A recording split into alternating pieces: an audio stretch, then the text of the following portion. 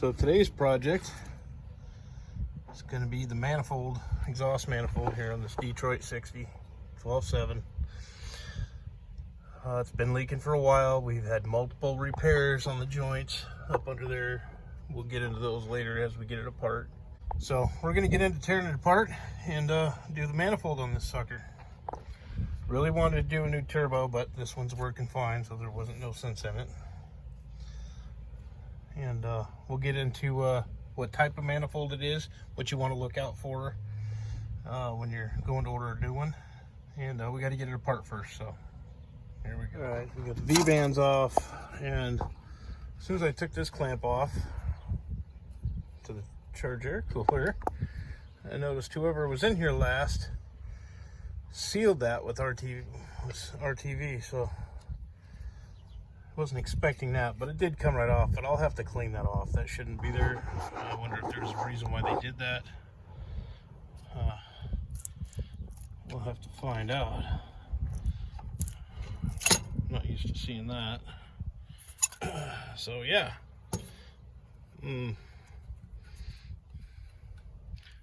That'll make me wonder if I need to do it going back. But so that's interesting. But all right, that's the easy stuff. We'll get the oil line, the return line, and we should be ready to take that turbo off. All right, so the first problem that we have run into is this is seized up. Sprayed it down with panther piss, but it's already screwed up, so I'm going to replace it. So that's probably going to have to be cut. We'll just drop the return line. Hopefully nothing happens to that, and we should be good.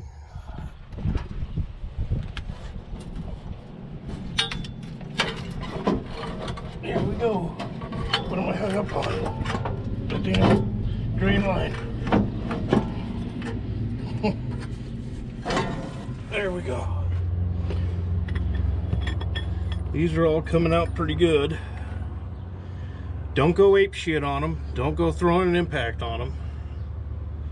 Get you some leverage and just ease on the pressure till you feel it move. You don't want to, you just want to be kind of careful with it. Okay, so I've saved the gaskets just like they came off. Fortunately for me, there's enough soot from where the gaskets were where I could match them up perfectly. So I set them up here so I know. And I also took a picture of that, so when it comes time to go back together, I can help make sure that I got them in the right spots.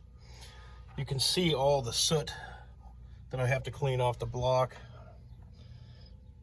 I've got I ordered a can of the Detroit engine color paint. I'll get to that here in a little bit. And let's take a look at the manifold. So this is the PAI high mount.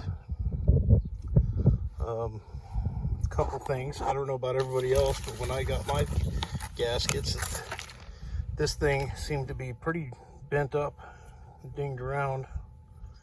I have kind of messed with it to try to save it, but you can see it's got some creases in there. Here are the other gaskets, which seem fine. There's a bag of bolts and spacers. The gasket on my old manifold seems to be rather beefy, much thicker. And you can see my old manifold and all the repairs I was trying to do to it. So there are some differences here that should be obvious by looking at these two manifolds.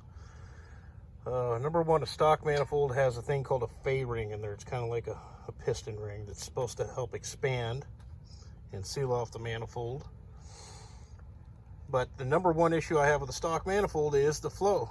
If you can see on the new PAI manifold, the flow is going into the collar. So even if it did develop a leak here, it's very likely to cause much of a leak because it's flowing into the collar and out to the turbo. Where a stock manifold, the flow is going into the pipe and not into the collar, if that makes any sense. You see exhaust is flowing this way. This tube is inside of this tube. Exhaust is never designed to flow like that. It's designed to go that way.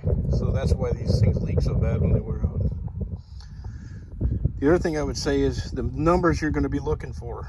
If you don't know whether you have a high mount or a low mount, even if you know that this is 90 to the head and it's not at an angle, you definitely want these numbers.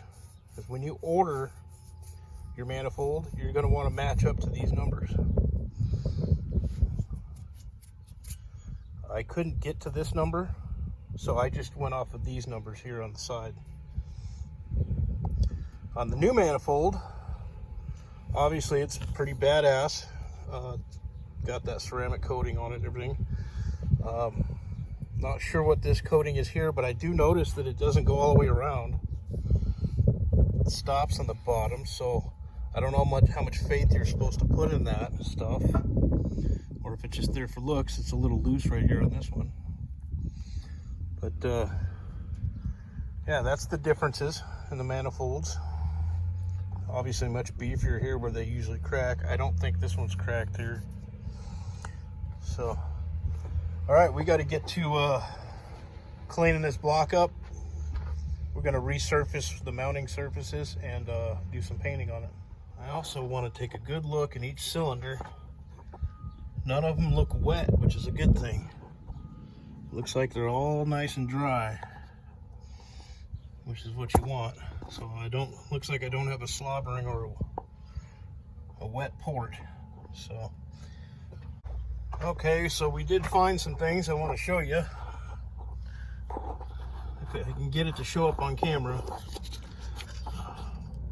If you look at that valve, where it goes up into the valve guide and the valve seal, it's a little wet. So that tells me I've got one here.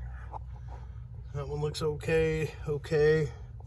Another one here, okay. And these two are okay. So I got two exhaust. I can't see in the other ones in the other direction.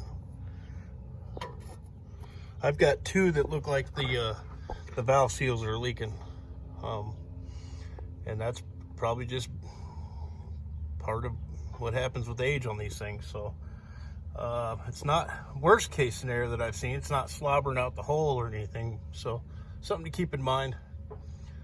You know, you can tell that the valve seals are starting to leak a little bit. That probably has a lot to do with some of the smoking, you know, but all Detroits do it. So something to look for. It's not the end of the world, but you know, that's part of having some age on a motor. We're just going to try to dress up these mating surfaces here. Clean those up. There we go. Nothing too serious. I mean, we're not going to be removing material or nothing, just clean that up. So we got a fresh surface there for the gasket. And we'll go hit all those and move on. Okay. I cleaned up my mating surface on the exhaust ports. I put some duct tape over them. And I have cleaned and sprayed brake cleaner all over here. And I don't know how good of a job I can do. Most people, you see them when they're doing these jobs, you have access to the block, so you try to paint it. So I don't know how good of a job it'll do, but I figured we'll try. There's two different types that I found. We're going with the Seymour High-Tech Alpine Green. That's the Detroit color. There's a couple of them out there, so I just Amazoned this. And I don't have high hopes for it, but since we're in here, we're going to go ahead and try to dress it up a little bit. I'm not sure about doing the head, but we're gonna try. Okay, she's in there. Went in pretty well.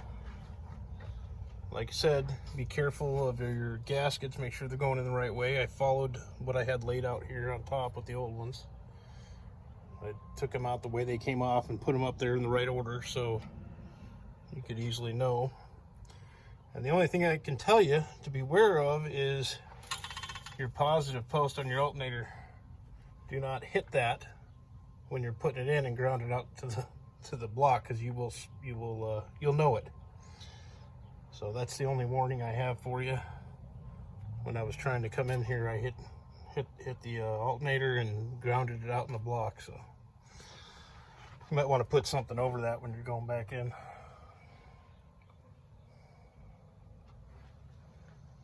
Okay, torque down. I went 50 pounds. The specs from Detroit are 43 to 54. So 50 pounds seemed the right spot to go to me. So 50 pounds, I'll put a picture here of the torque pattern, and should be good to go.